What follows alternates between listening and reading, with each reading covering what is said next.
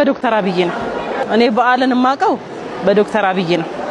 የእውነት ነው የምላ የብረት ምሰሶ ያርግልኝ ብያለሁ። ቸሩ መድኃኒዓለም በወጣበት በገባበት ይጠብቅልኝ፣ እንቅፋት አይንካበት፣ የሱን ክፉ አያሳየኝ ብያለሁ። ቤተ መንግስት መገኘት በጠቅላይ ሚኒስትር እጅ ይሄን ያህል ነገር እድሜያቸውን ያርዝምልን፣ የስልጣን ዘመናቸውን ያቆይልን፣ ኖረው ደግሞ የተሻለ የሚሰሩበት ነው ያርግልን። ለኛ በጣም ትልቅ ክብር አለው። ይሄ ደሃ ነው አይልም፣ ሰው አይመርጥም። ዝቅ ብሎ ትንሹንም ትልቁንም አክብሮ እግዚአብሔር ያክብረው እና እኔ ለሱ ቃላት ያንሰኛል በጣም እውነት። ክቡር ጠቅላይ ሚኒስትርን በጣም እናመሰግናለን። እሳቸው ከመጡ ጀምሮ ግን ማዕድ ማጋራት ፕሮግራሙ በጣም በከፍተኛ ደረጃ እየተካሄደ ነው። ይህ ማዕድ ማለት ለኛ ትልቅ ነገር ነው። ይሄንን አተን ጾም የምናድርበት ስንት ጊዜ አለ። በቃ እኛ ማለት እንደዚህ አይነት ደስታን ከዚህ በፊት እኛ አይተነው አናውቅም። ክብር ነው ለኛ።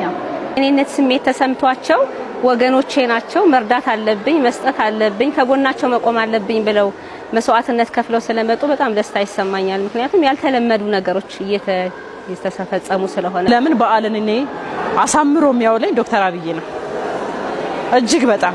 ከሱም አልፎ ተርፎ ደግሞ ልጆች ያለሰብ እየተማሩ ነው። ሲጀመር የመንግስት ትምህርት ቤት ነው የሚማሩት፣ ግን ብዙ ነገር ያስፈልጋቸዋል። ደፍተር አለ፣ እስክሪብቶ አለ፣ ቦርሳ አለ፣ ሁሉን ነገር ማተሪያ የሚያስፈልጋቸውን ነገር አሟልቶ እያስተማረልኝ ነው። ወጪ የለብኝም። ከዚህ በፊት የመንግስትን ቢማሩ ወጪ ነበረብኝ። አሁን ግን ሐሳቤ ጭንቀቴም ተቃሎልኛል። ዶክተር ዛሬ በዚህ ቦታ ተገኝተው ያደረጉልን ነገር ይሄንን ነው የሚያስተምረው። እኛ ኢትዮጵያውያን ባህላችንም ይሄ ነው። ያለንን ነገር ማካፈል፣ መስጠት ይሄ ትልቅ ነገር ነው ብዬ ነው የማስበው። በቃ ማለት ጓዳዬ ገብተው ያዩኝ ያህል ነው መሰለኝ።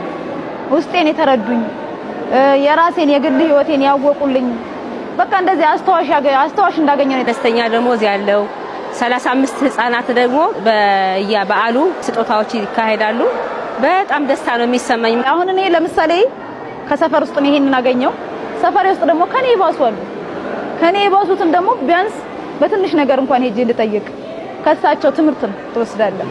እኔ ቢኖረኛ በሳቸው ስላገኙኝ አይደል ይሄን ያገኘሁት። እኔ ደግሞ ላላገኘው እኩል እንድበላ በዓልን አብሬ እንዳሳልፍ የበዓልን ደስታ እንዳይ ቢያንስ ይሄ ነገር አመት 2 አመት ባይቆይ እንኳን የዛን ዕለት ከልጄ ጋር ተደስቼ እኖራለሁ። ያለውን በቃ በዓሉ የሰላም የደስታ እንዲያደርግላቸው እመኛለሁ። ከጎናችን ቆመው ደሃውን በመርዳት ለሌላው ማርአያ በመሆን ያደረጉት አስተዋጽኦም በጣም ደስ ይለኛል። አመሰግናቸዋለሁ። እግዚአብሔር ቸሩ መድኃኒዓለም እሱን ደግሞ ያግዘው ላለው